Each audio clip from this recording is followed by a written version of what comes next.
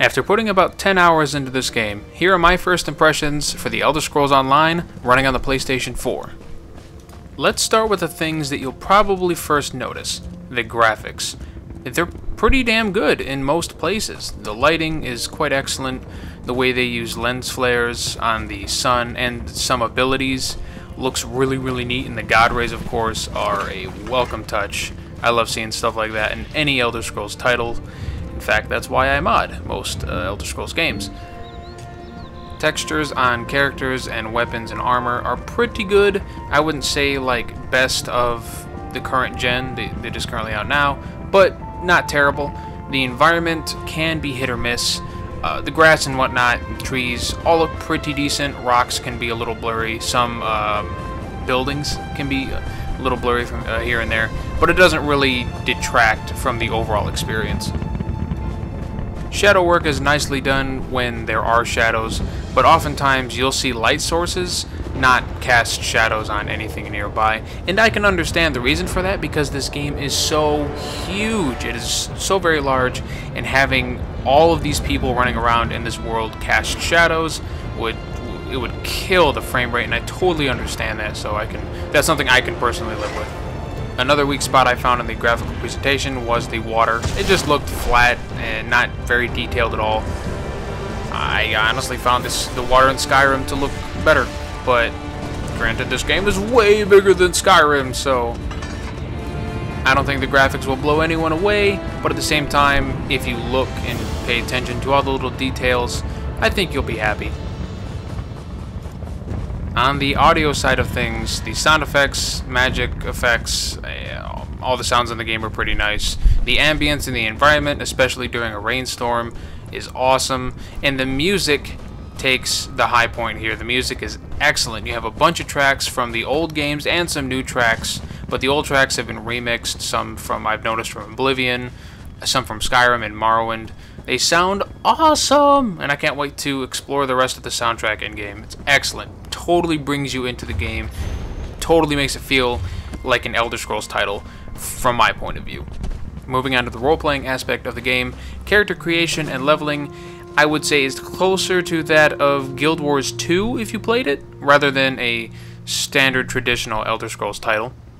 In this game, there are only 4 classes that cover the main archetypes in most MMOs. You have your tank healer, you have your assassin, you have your mage, and you have your DPS warrior. Each class has 3 different skill trees to work with.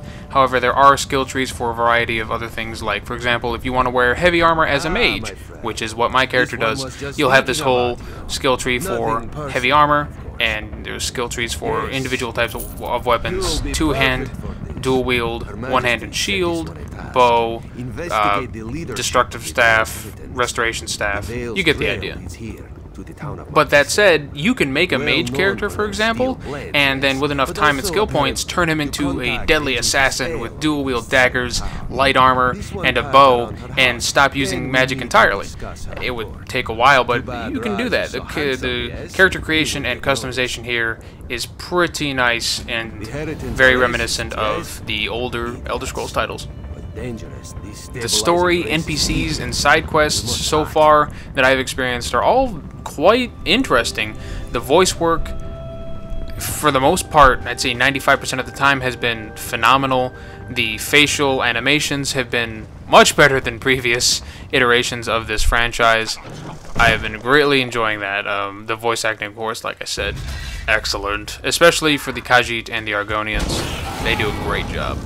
And there are also, I noticed, some returning voice actors from previous titles like Oblivion and Skyrim, so that's kind of cool to see that. The side quests have done a really great job of making this game feel like an Elder Scrolls title. For example, there was this one quest where there was a city, and I went inside of it, and all of the people were turned to stone, and there was this wizard, and it was, well, I'm not going to spoil anything, but it was just really interesting how they handled the development of the side quest, and I was like, wow, this feels like Elder Scrolls. And another thing that feels like Elder Scrolls is the combat, for the most part. There is a little bit of an MMO-y to it with the whole skill bar, and you do have an ultimate attack, which is kind of nice, but the more you use the skill, the more it levels up, and that's really cool because it gains more power and damage, and eventually, once you get it to rank 4, you can upgrade this spell in 2 different ways, which is pretty neat. Like, for example, my familiar summon turned into, I could summon a Clan Fear, which could heal me when he died, or summon this elemental dude, which exploded and dealt damage when he died. So you have choices like that as you continue to level your character and individual spells. As a two-handed wielding battle mage, I can say that the combat feels visceral, in your face, very Elder Scrolls like, very Skyrim like. You hit somebody, you're gonna feel it. The vibrational feedback in your controller when you get off certain heavy attacks is also a really nice touch too. Exploring is open and free for the most part. However, on a random side note, there is no going underwater. So there is no underwater section or anything like that I have experienced so far.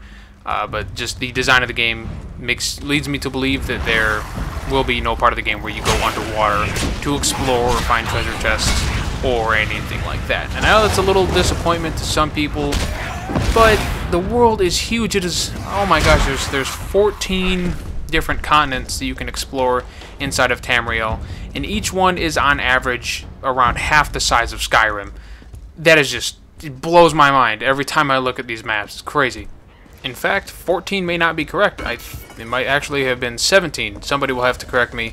It was either 14 or 17, but there is a lot of them, and they're awesome and huge.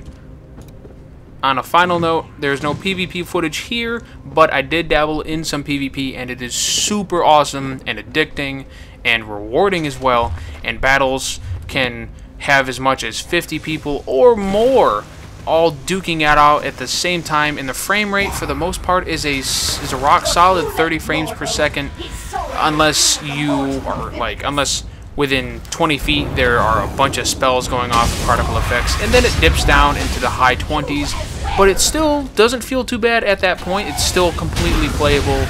Oh my gosh, give PvP a try, you guys. It's awesome. My final recommendation for this game, given my 10 hours into it, get it, guys. It is super fun. It is addicting. It will more than likely be the new Destiny for a lot of you people, which is good because we've been needing a game other than Destiny, in my honest opinion, and this is more than likely it. Go buy it. Enjoy the hell out of it. I know I will be. Do not forget to like and subscribe, and I'll catch you guys later.